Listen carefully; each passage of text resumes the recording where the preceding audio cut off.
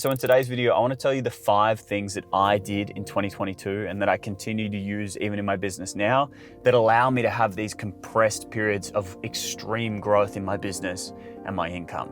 And we're going to do it going for a little drive, because why the fuck not? That never gets old. Let's go. The first step is to set a ridiculous goal. Something that is far enough away from you that it genuinely seems unreasonable to even think about it, but it's close enough that it's not completely impossible. I don't want you to sit there having made $10,000 in your entire business and tell yourself you're gonna make 10 million. That's a waste of your time. This needs to be the kind of goal where you understand that this is gonna require a level of commitment and effort from you that far exceeds anything you've done prior. The reason being is we need this goal to motivate an enormous amount of action, and it needs to excite you. And so setting something like I did, where I wanted to go from 0 in my business, I'd recently stopped freelancing, I'd kind of quit everything I was doing up until that point, and I transitioned entirely to trying to make $50,000 in a single month selling digital products. That $50,000 goal for me was close enough that it was somewhat tangible. I didn't really know how I was going to get there, but I knew that it was possible, or at least within the realm of possibility. But it was also far enough that it excited me. I could start to think, okay, what would my life look like if I hit this goal? How would my life be changed? What could I do? What would I end up doing in the future? What could my life turn into if I ended up actually hitting this goal? And having that process, thinking about that over and over again, and then actually trying to understand the work that would be required to achieve it, started to motivate and demand from me a level of action that exceeded anything that I'd done prior. Almost immediately, overnight, I went on to take action in my business, create content, create a volume of products, test things in a way that I've never done before, because I knew I would be letting myself down if I didn't do anything less than extraordinary in the process of pursuing this goal. And so for you, you have to sit down and set a goal that is ridiculous. Something that exceeds any goals you've ever set prior, something that seems ridiculous. You don't have to tell anyone about it. You don't need to go public with it. It can be the kind of thing where you genuinely think you've got like a 20 to 30% chance of making it. But if you don't set this goal, if you don't set it high enough, you won't expect a level of effort from yourself that will get you there. And so the idea here is not to be realistic. I don't want you setting a goal with the chance of actually achieving it. I want this goal to be something where you genuinely look at it and go, fuck, I don't know if I have what it takes to do that, but I'm gonna give it a red hot crack anyway. Your ability to set goals is dictated by your belief system. And so if you've never actually accomplished anything extraordinary and you don't see yourself as capable of achieving incredible things, then you're going to put a limiter, a glass ceiling on your goal setting, and you're going to set goals that are within that self-belief. And so forcing yourself out of that every now and again, setting some goals that are above that glass ceiling, even if you don't actually believe you're capable of it, is a great way to start to build evidence that you are capable of this. Because you may not achieve it, let's be real. In the next 5 to 6 months, you may not actually achieve it, but you'll start to build some evidence where you'll go, oh fuck, I didn't achieve it, but I got 10% of the way there, or 50% of the way there, or fuck, 80% of the way there. I didn't actually get there. I wanted to hit $50,000 before the end of the year in a single month. I only hit $49,688. And so I didn't get there. But that was enough for me where I was like, fuck, I set a goal that I didn't know I was capable of. And here I am a few months later, having exceeded all my expectations of what I may achieve in my life. And that kind of thing can have an extraordinary impact on the rest of your life.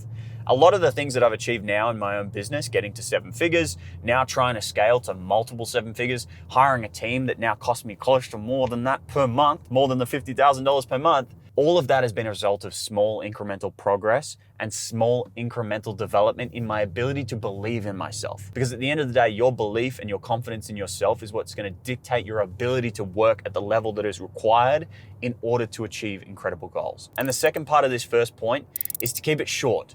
I want this to be no longer than 3 to 6 months. This needs to be a short period of intensity where you know there's a finish line coming up. Because if you don't know there's a finish line and you're sort of just working as hard as you possibly can with no idea of the end in sight, it's going to be very difficult for you to get a level of yourself out of you that is required to achieve that goal. It's kind of like a marathon prep, right? You'll do a 12-week marathon prep, and yeah, it'll be imbalanced, and yeah, you're gonna feel horrible, and you're gonna be tired, and you're gonna be working harder than you ever have, but you know it's just 12 weeks. And so after the second week or the third week or the fourth week and you're feeling horrible, you're a third of the way through or halfway through or 2/3 of the way through. And I want you to think of entrepreneurship the same way. Rather than just thinking, I'm going to work as hard as I possibly can for an indefinite period of time, set a fixed period of time, 3 to 6 months where you're going to work eye-wateringly hard, then go for it and actually have something planned at the end of these 3 to 6 months to cap off the finish line, to label this as, I did this thing. And even if you don't achieve the goals, you can be proud of yourself with the level of commitment that you used during that period of time. Step number 2 is you have to become singularly focused for this period of time. Now, for context, in 2022, when I did this, I crossed the finish line of my first Ironman triathlon in June of 2022, something I'd been working towards for almost 18 months straight. I was the fittest I'd ever been in my entire life. My relationships was amazing. Everything in my life was going well except for my business. And so I made the decision after crossing that finish line that I was going to direct all of that energy, all of that time, everything that I'd been spreading myself across, I was going to direct all of my energy onto building this business. And that meant I went from the fittest I'd ever been to basically zero training. Between June of 2022 and November of 2022, I lost almost all of my fitness because I became maniacally obsessed with just achieving this one outcome in my life. And that meant that I was able to achieve incredible results because every single morning when I got out of bed, the only thing I had to do with my entire day was work towards this goal. See, so many times in my life, I've been spread so thin across multiple different things, whether it's maintaining my social life, whether it's trying to network for my business, whether it's growing my business, my fitness, my health, my nutrition, my sleep. I'm spread so thin across every pillar of my life that I want to maintain. And that's okay during a period of balance. Right now, I'm quite well balanced between my sleep and my nutrition and my social life and my training and my business. I've got a good level of balance. But during these periods of intensity, I want you to throw that out the window. I want you to become so singularly focused that things actually get worse in your life in some areas. It is okay, whilst you're building your business, for you to not be the fittest you've ever been. It is okay, whilst you're building your business, to not be the best boyfriend in the world or the best girlfriend in the world. It is okay, whilst you're building your business, to not have the best grip on your social life. That is okay, and it's also necessary. Because if you want to achieve outsized results, you can't do what most people do. If you want to build a big business, you can't do what most people do. And most people spread themselves so fucking thin across half a dozen different priorities in their life that they actually have no priority.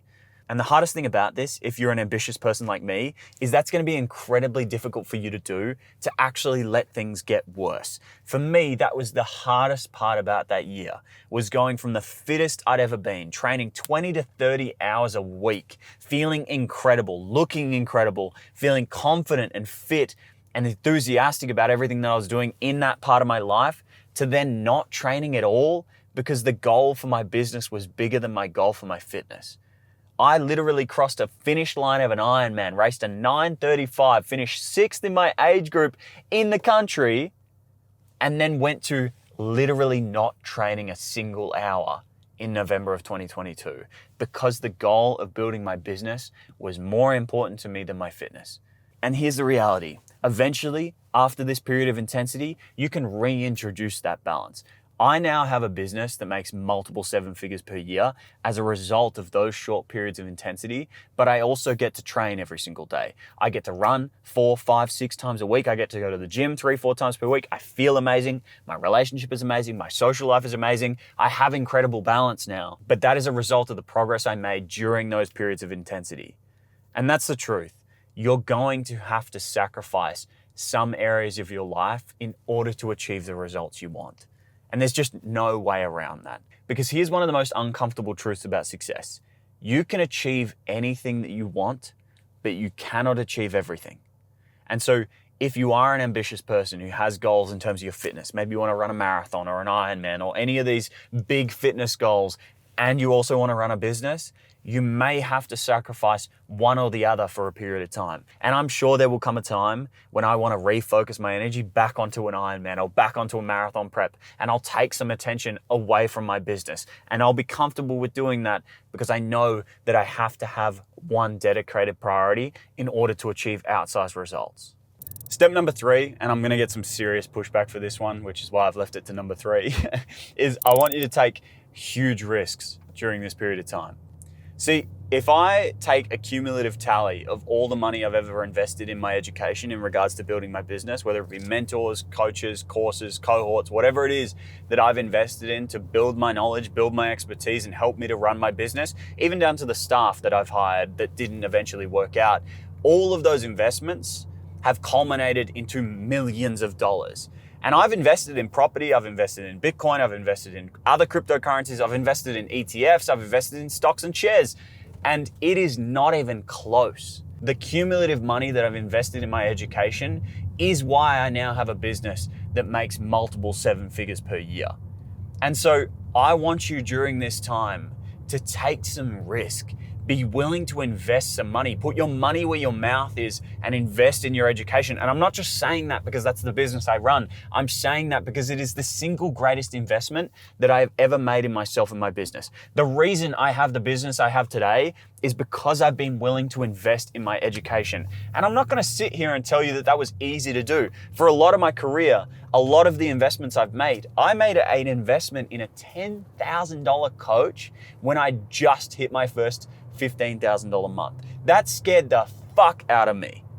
Scared the fuck out of me. Everything in my brain was telling me, no, Tom, be conservative, go and invest in ETFs, go and put this money to work for you somewhere else. But I had to remind myself, no, I and my own business is the single greatest asset I own. And this belief has only gotten stronger the longer I've done this. Even now, I am in a position, or I'm in a stage of my life where I am actively investing an enormous amount of money back into my business, back into my education, back into tools, back into growth, so I can go on and make even more money. And I think a lot of you would benefit enormously by being willing to take more risk, by framing an investment in your education as an investment in an asset that will grow in the future. Because if you invest into a property that might appreciate at 5-6% a year, or you invest into an ETF that might appreciate at 8-10% per year, those things are good, but you and your business literally have the capacity to appreciate at 100 or 500 or 1,000% per year. So whilst you're young in your 20s, especially in your 20s, you should be investing into an asset that has the capacity to return you hundreds of percent or thousands of percent. And the only thing that is capable of doing that is you and your business. See, the majority of people spend their entire 20s putting cash aside for a house deposit or putting cash into a stock portfolio, thinking that that's going to be the route to freedom. But fuck that. And I know I'm gonna get some pushback for this, but I don't give a shit. If you're ambitious, if you have belief in yourself, if you wanna build a business and you're in your 20s, the best thing that you can invest in is yourself. The best thing you can invest in is your business, and it's not even fucking close. And so I want you to reframe this perspective away from investing into stuff that can grow for you to investing into yourself. Screw saving for a house deposit, invest into your own business, and then buy the fucking house in cash. And look, the reason why I'm so passionate about this one is because I spent the first 7 years of my 20s, between 20 and 27 years old, playing the riskiest game there is. I invested every dollar I made back into my business, back into my education, back into what I was doing. I played the riskiest game there is, and I won because I was willing to take that risk. And then I took some of that money, invested it into the safest asset there is, property, and I lost. And yeah, that's an anecdotal experience, and it's only my experience, and I can only give you the advice based on my experience, but I just genuinely believe that if you're in your 20s, if you're young, if you're ambitious, if you want to grow a business, the single best thing that you can invest your money into is not property, it's not ETFs, it's not shares, it's yourself. And so take some risks. If you've got a period of time where you want to make heaps of progress, invest in something that feels a little risky. Invest in a coach that is a little bit too much money. Invest in courses, invest in books, invest in the things that have the capacity to make you far more than just 10% per year. Number 4 is also a little bit of a controversial one, but I want you to engineer some urgency. See, sometimes having a backup plan is the worst thing that you can possibly have in order to get the most out of yourself. For me, when I was in 2022 and I had this goal of making $50,000 in a single month, I was $12,000 in credit card debt. I had no money left by the time I got to the finish line of that Ironman. I had been paying my rent with instant interest cash advances, meaning that my rent was 23% higher than what it cost because I was using a credit card to pay for it. And that's because I wanted to get to the finish line of that Ironman. And so when I made that decision to come back and start my business or restart my business and set the goal of making $50,000 in a single month, it wasn't because it was a nice to have. It wasn't because I wanted to achieve it a lot and, it was a fun thing that I could go after. No, I wanted to do that because it was the final time that I was going to give this a red hot crack. I really genuinely decided that if I got to $20,000 in credit card debt, which was my credit limit at the time, that I would call it a day and stop. And that would be it.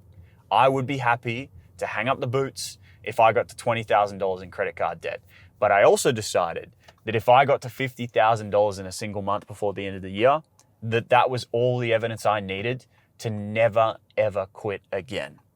And so for me, that period of time came with the perfect amount of urgency, the perfect level of fear, the perfect level of desperation that forced a commitment and an effort out of me that is unlike any other period I've ever had in my entire life. And so if you do want to make a lot of progress in a very short period of time, you need to manufacture or engineer a little bit more urgency than you have right now. If you've got a safety net for your safety net for your safety net, it might be time to make some decisions, do some things that put you out of your comfort zone. And this is a little bit of a nerdy analogy, but I like to use it with my students. So I'm going to share it with you. I love motorsport and I really love sim racing. And in motorsport and sim racing, you can obviously drive on the same cars, on the same tracks, in the same conditions. And so you can have the real life driver in the real life car on the real life track in real life conditions, or you can have the virtual car with the driver on the virtual track with virtual conditions. And if you have one-to-one conditions, most of the time, the real drivers are faster than the virtual drivers. And I think the reason is because of a fear of death. They hit corners harder, they drive faster, they push more because there is a real fear of consequences. They know that if they don't nail that apex, they're gonna end up in the wall. They know that if they don't hit that corner at the exact right speed, they're gonna end up totaling the car. And they know every single time they get on that track that there is a slight chance that they won't leave it. And having that fear of those consequences for their actions means that they're able to produce lap times that are faster than the virtual drivers can. And that doesn't make a lot of sense. You'd think having a reset button would allow people to drive faster, but it's just not true. And it's because, or I believe it's because, they have a fear of death. And so if you're someone who hasn't put yourself in a position where you're genuinely scared of the consequences, then it might be time to engineer some urgency.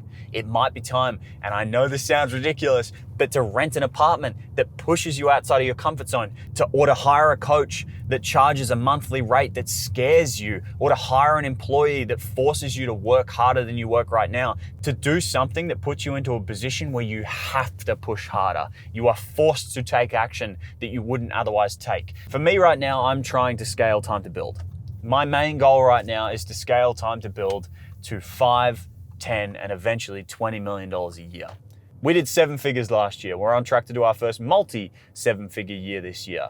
And I've just made a series of hires that all together now makes up an amount of money per month that I used to dream of making. And that scares the fuck out of me and forces a level of commitment that I wouldn't do if I was comfortable. See, 6 months ago, when it was just me and 3 people, I was comfortable. I was happy. I was running a business that was very easy to run. But then I realized that if I want to make progress, if I want to get to the level I really want to get to, which is my goal of 20, 10, and undeniable, $20 million in yearly revenue, 10 killers on the team, and undeniable leaders in our industry. If I want to get to 20, 10, and undeniable, I'm gonna have to put myself back into that uncomfortable position where I expect a level of myself that I'm not currently doing. And so if you are someone, like I said, who has safety nets for your safety nets for your safety nets, you might need to do some things that create a little bit of artificial urgency, that engineer a little bit of fear in your life, that make you work harder than you're currently working. And I know that that's going to cause a little bit of uproar. I know some people are going to have some pushback about that idea, but I don't give a fuck. I have always achieved incredible results by putting myself in a position where I needed to do it. It's almost been this invisible rule in my life where as soon as I push myself out of my comfort zone, whether it be financially or whether it be commitment-wise or whether it be the people I'm around, it forces me to grow. And almost always I do grow. And so create some artificial urgency, engineer some fear in your life. Number 5 is you need to become obsessed with leverage.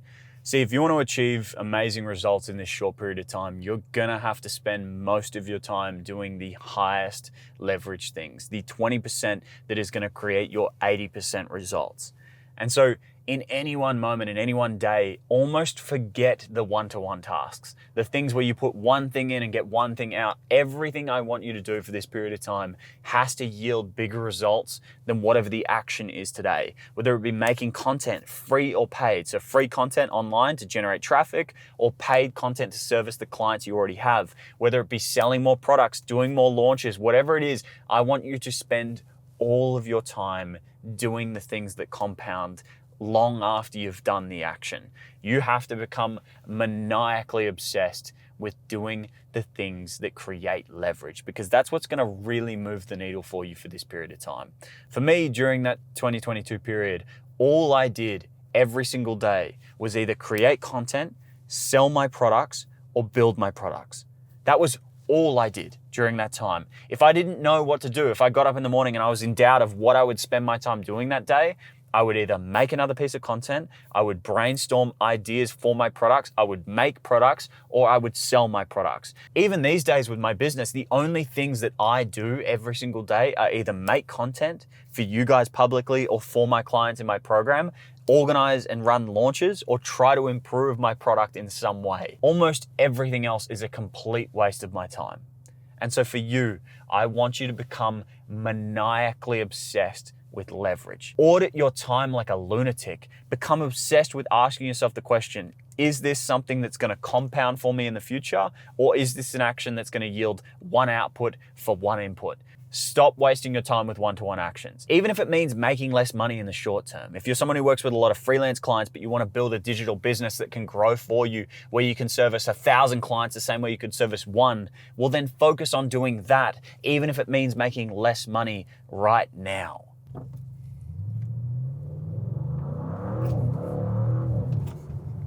You don't get to have a 1% life without taking 1% actions. You don't get to have a 1% life without taking 1% risk. You don't get to have a 1% life without setting 1% goals. It's just the way it is.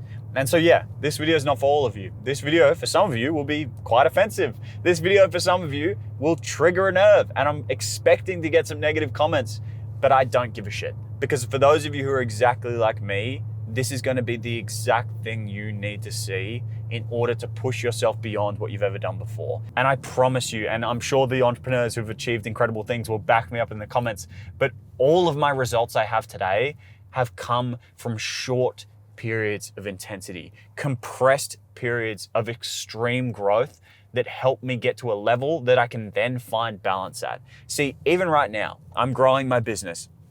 I'm pushing really hard. I've hired a lot of people. We're taking a lot of risk, but I know that I'm doing that so I can eventually find equilibrium at $5 million a year. Then I'll do it again and we'll get to 10, and then we'll find equilibrium, except now we'll be at $10 million a year with a team that can sustain that, so I can then go and find balance in my own life. But I'm not gonna get there unless I go through a period of imbalance. I'm not gonna get there unless I go through a period of extreme risk.